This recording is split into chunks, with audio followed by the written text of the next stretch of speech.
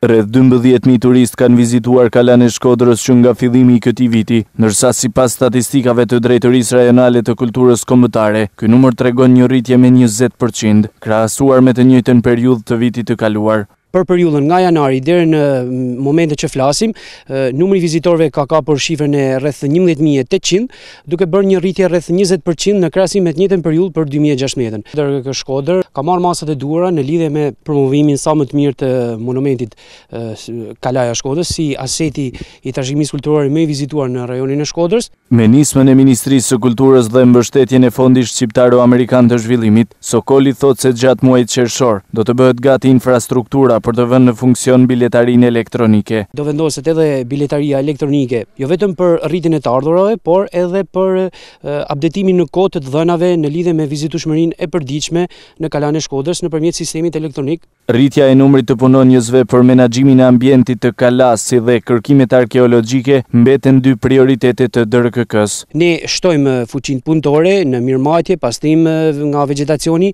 po ashtu ndërkohë ne gjatë kësaj periudhe fillojmë fazën e restaurimeve në qershor, ku edhe këtë vit do ketë një ndërhyrje restauruese në muret perimetrale të Kalas dhe në një nga kullat në pjesën jugperëndimore të oborrit të tretë. Misioni kërkon të nxjerrë të dhëna të reja në lidhje me zhvillimin urban të qytetit sipërm, pra në pjesën e sipërme të Kalas.